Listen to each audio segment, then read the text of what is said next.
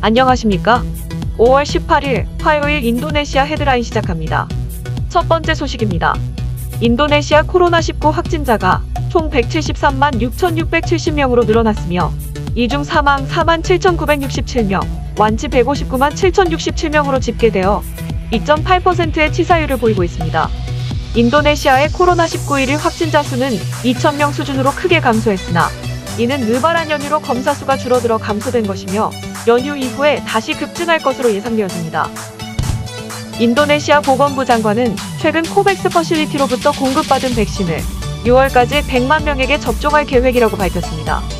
인도네시아 정부는 올해 1월부터 국가 백신 접종 프로그램을 개시한 이후 지금까지 총 1,370만 명이 1회 이상 접종하였으며 이 중 2회 접종까지 완료한 인구는 900만 명에 달하고 있습니다. 인도네시아 보건부는 현재 한 달에 1,000만 명 수준으로 접종이 되고 있으므로 목표 접종 인구인 1억 8,150만 명을 달성하기까지 15개월이 걸릴 것으로 예상하고 있습니다. 즉, 내년 8월이 되어야 백신 접종이 완료될 것으로 예상되어지는 것입니다. 인도네시아 보건부 장관은 중국 시노백의 코로나 바이러스 백신을 접종한 보건의료인 2만 5천 명을 28일 동안 추적 관찰한 결과 94%의 감염 예방 효과가 있다고 밝혔습니다. 이어 백신 접종 후 보건의료인의 코로나19 감염률과 사망률이 매우 크게 떨어진 것을 확인했다며 고무적인 반응을 보였습니다.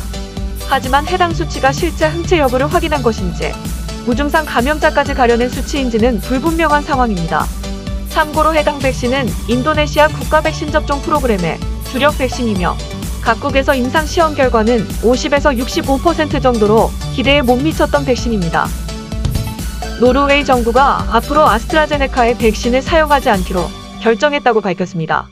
이에 따라 노르웨이는 덴마크에 이어 두 번째로 아스트라제네카 백신을 제외한 국가가 되었습니다. 해당 백신을 제외한 이유는 혈전으로 인한 부작용 때문이며 지난달 백신을 맞은 젊은 층 소수가 혈소판 감소를 동반하는 혈전으로 입원하게 되면서 백신 접종을 일시 중단한 후 제외 조치를 한 것입니다. 노르웨이 총리는 노르웨이가 보유한 아스트라제네카 백신 물량은 유럽연합 국가나 코백스 퍼실리티를 통해 타 국가로 재분배될 것이라고 덧붙였습니다. 다음 소식입니다. 인도네시아 국영전력공사는 화석연료 발전소를 단계적으로 폐지하고 더 많은 재생에너지를 사용하여 2050년까지 탄소 중립을 달성할 것이라고 발표했습니다. 국영전력공사 사장은 건설 중인 3만 5천 메가와트 규모의 발전소 이후에는 재생에너지만을 사용하여 인도네시아의 전력 수요를 충족할 것이라고 말했습니다. 이는 2015년 유엔 기후변화 회의에서 채택된 파리 협정을 준수해야 한다는 국제적인 압력이 증가하고 있으며 특히 온실가스 배출국 4위인 인도네시아는 2030년까지 온실가스 배출량의 29%를 줄여야 하는 상황이기 때문입니다. 인도네시아 정부는 2025년까지 재생에너지 비율을 23%까지 증가할 계획이나 작년까지 13.4%에 불과해 아직 갈 길이 멀어 보입니다.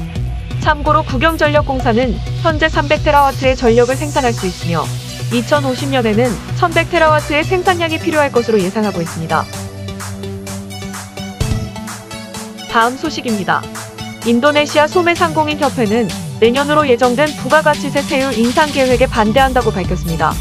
소매상공인협회장은 부가가치세 인상은 상품과 서비스 가격 인상을 불러올 것이며 결국 물가 상승으로 인한 소비 위축으로 인플레이션이 올 수 있다고 우려를 표했습니다.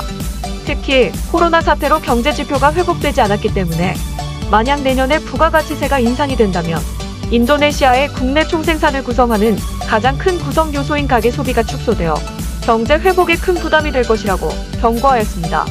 앞서 재무부 장관은 2022년부터 부가가치세 세율을 인상하겠다는 정부 계획을 발표한 바 있으며 경제조정부 장관은 국회에 소비자 세율 개정안을 제출하겠다고 전했습니다. 부가가치세를 인상하는 이유는 코로나 사태로 정부 재정이 부족한 상황이며 특히 올해 GDP 대비 6.09% 재정 적자가 전망되고 있어 재정 건전성에 대한 우려가 있기 때문입니다. 참고로 부가가치세는 세법에 의해서 최대 15%까지 인상할 수 있으며 국회의 동의가 없더라도 정부 규정 발행을 통해서 적용될 수 있습니다. 다음 소식입니다. BNI은행은 올해 96개 지점을 폐쇄하고 이전할 계획이라고 밝혔습니다. 지점을 폐쇄하는 이유는 은행 방문 이용 건수보다 디지털 거래 건수가 크게 늘어나 지점 운영이 비효율적이기 때문이라고 전했습니다. 은행 관계자는 현재 은행 거래의 80%는 이미 디지털 방식으로 대체되어 거래되고 있으며, 이에 따라 은행원이 직접 처리하던 거래 건수는 기존보다 60%가 낮아졌고 지속적인 감소 추세라고 말했습니다.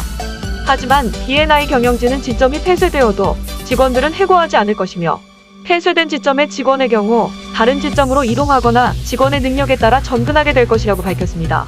이는 디지털 전환에 따라 직원의 45%인 5,500명을 해고한 BTPN은행과 매우 대조적인 모습입니다. 다음 소식입니다. 전자상거래 쇼피의 전자지갑인 쇼피페이는 후발주자임에도 불구하고 코로나 대유행 기간 동안 선두로 등극하였습니다. 시장조사업체 뉴로센섬은 2020년 11월부터 올해 1월까지 쇼피페이는 68%로 2등인 오보의 62%보다 6% 높았으며, 뒤를 이어 다나, 고페이, 링크하자 순으로 전자지갑 이용 순위를 발표하였습니다. 이어 쇼피페이의 성공은 스마트한 사용자 경험과 인터페이스 사용 편의성, 온오프라인 소비자 모두를 위한 프로모션으로 조사되었다고 밝혔습니다. 특히 인도네시아 소비자들은 여전히 상품 구매의 1순위로 가격을 고려하기 때문에 공격적인 할인 및 캐시백 형태의 가격 공세 프로모션이 가장 큰 성과를 보인 것으로 평가하였습니다. 전자상거래 부분에서도 2019년 4분기부터 쇼피는 굳건한 1위였던 또꼬피디아를 누르고 전자상거래 브랜드 중 가장 많은 온라인 트래픽을 유지하고 있습니다. 참고로 인도네시아의 전자상거래 시장은 코로나 사태로 인해 급속히 성장 중에 있습니다. 작년에만 전자상거래 이용자가 1,000만 명이 증가하여 현재는 이용자 8,500만 명으로 작년 총 거래액은 400억 달러를 기록하였습니다.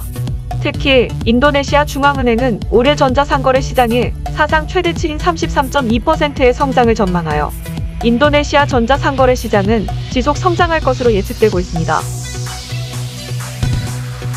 다음 소식입니다. 인도네시아 스킨케어 브랜드 에버화이트는 우리나라 배우 김선호를 브랜드 홍보대사로 위촉하였다고 밝혔습니다. 인도네시아 현지 화장품 브랜드가 우리나라 배우를 홍보대사로 기용한 것은 이번이 처음입니다. 에버화이트 측은 해당 배우가 가지고 있는 이미지가 자신들의 주요 고객에게 잘 부합된다며 홍보대사 선정 이유를 밝혔습니다. 특히 이번 홍보대사 위촉건은 인도네시아 주요 언론사에서도 다룰 정도로 그 인기를 실감하게 했습니다. 에버화이트 측은 코로나가 종식되기를 기다리며 올해나 내년 사이 인도네시아에서 팬미팅을 계획 중이라고도 밝혔습니다. 참고로 배우 김선호는 넷플릭스 드라마 스타트업의 한지평 역으로 출연하여 인도네시아에서 매우 높은 인기와 인지도를 가지고 있으며 급성장 중인 인도네시아 증권거래 아자이브의 광고 모델로도 활동하고 있습니다. 다음 소식입니다. 한국관광공사는 안산 그리너스 FC와 업무 협약을 맺고 인도네시아 국가대표 출신인 아스나위 선수를 명예 홍보대사로 내세워 인도네시아를 대상으로 관광 마케팅에 나선다고 밝혔습니다. 인도네시아 국가대표 출신 아스나위 선수는 올해 초 안산 그리너스 FC에 입단한 뒤 지속적으로 활약을 펼치며 올 시즌 팀의 상위권 도약에 톡톡한 역할을 할 것으로 기대를 모으고 있습니다. 이미 인도네시아 축구 팬들로부터 높은 인기를 얻고 있는 아스나위 선수가 인도네시아 선수로는 최초로 K리그에 진출하자 안산 그리너스 FC에 대한 인도네시아 축구 팬들의 관심도 덩달아 커지고 있던 중이었습니다. 이번 협약에 따라 안산시를 비롯한 참여기관들은 K리그 경기 관람 및 안산 관광 상품 개발, 축구를 통한 온라인 홍보 이벤트, 한국 스포츠 관광 홍보, 동남아 무슬림 방한 여건 개선, 인프라 확충 등 다양한 관광 마케팅을 펼칠 것이라고 밝혔습니다. 특히 안산시는 이를 통해 인도네시아에 대한 안산의 인지도가 크게 상승할 것으로 기대하고 있습니다. 윤하섭 안산시장은 한국 축구가 인도네시아에서 또 다른 한류로 떠오를 수 있도록 관광 마케팅에 최선을 다하겠다며 스포츠 관광 활성화를 위해 협약기관과 적극 추진해 나가겠다고 말했습니다. 시청해주셔서 감사합니다. 다음 시간에 뵙겠습니다.